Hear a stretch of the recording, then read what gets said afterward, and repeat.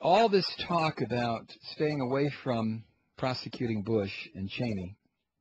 Do you remember Alberto Fujimori, the former president of Venezuela? I'm sorry, not Venezuela. In Chile, right? Where was he? Where was he the president? Jesus Christ! Oh my God, I'm drawing a complete blank here. Peru, that's right. God, just the dateline on the article in the New York Times is Caracas, Venezuela. Just another brain fart, you know. It just happens. The former president of Peru. Anyway, a 3-judge panel of that country's Supreme Court today convicted him of human rights abuses and sentenced him to 25 years in prison. The abuses included the killing of 25 people by a military death squad created by Fujimori in the early 1990s when the country was locked in a bloody conflict with Maoist rebels. The prosecutor, not the prosecutor, but a woman named Gisela Ortiz is quoted in the Times as saying, "We feel completely satisfied."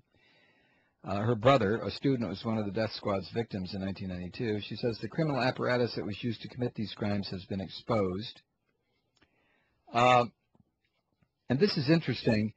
It says specialists in international human rights law closely followed the case because of its implications for other former or current heads of state who might face charges of war crimes and other abuses.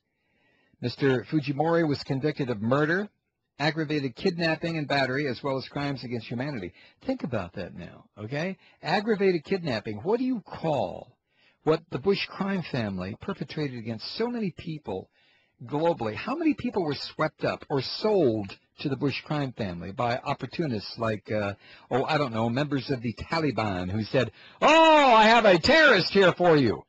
How many instances of aggravated kidnapping did the Bush crime family get involved in, as well as its crimes against humanity? The verdict, which Fujimori said he would appeal, follows a long saga. Fujimori fled to Japan in 2000, arrived in Chile in 2005 with a plan to return to power in Peru, only to be extradited to Chile in 2007 to stand trial. The chief judge of this 3-judge panel said, quote, "The charges have been proved beyond all reasonable doubt," end quote. Now, in a previous case, Fujimori had already been sentenced to 6 years in prison for ordering an illegal search. I wonder if AT&T or Sprint or Verizon helped him. 6 years in prison for ordering an illegal search. A search of the residence of the wife of Vladimiro Montesinos, a former intelligence chief, with that sentence to run concurrently with a 25-year sentence handed down on Tuesday. Less the time Mr. Fujimori has served since his extradition 2 years ago. He could remain in prison until 2032. He is currently 70 years old. There's more.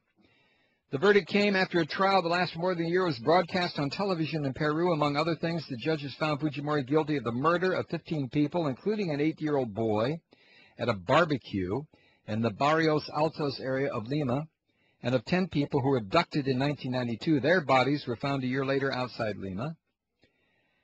The killings were carried out by a shadowy squad of paramilitary intelligence officers known as the Colina Group.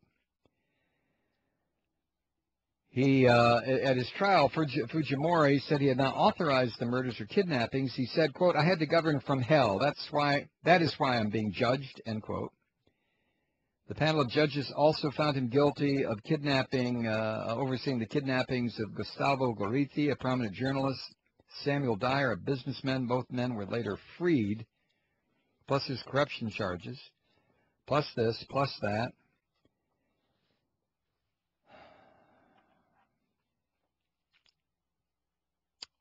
Well, Alberto Fujimori feels the not-so-swift whip of justice. I wonder if it'll ever hit George W. Bush or Dick Cheney.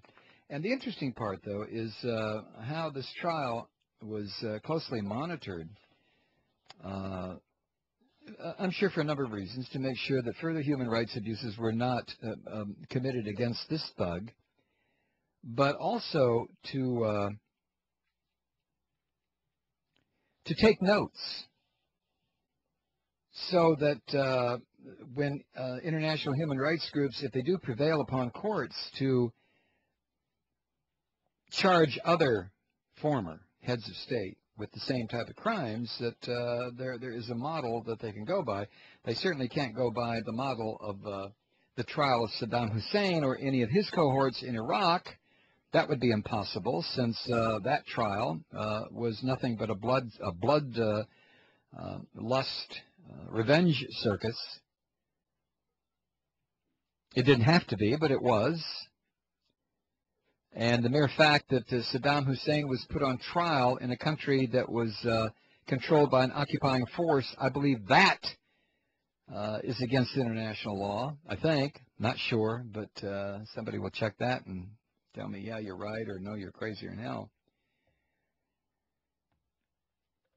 I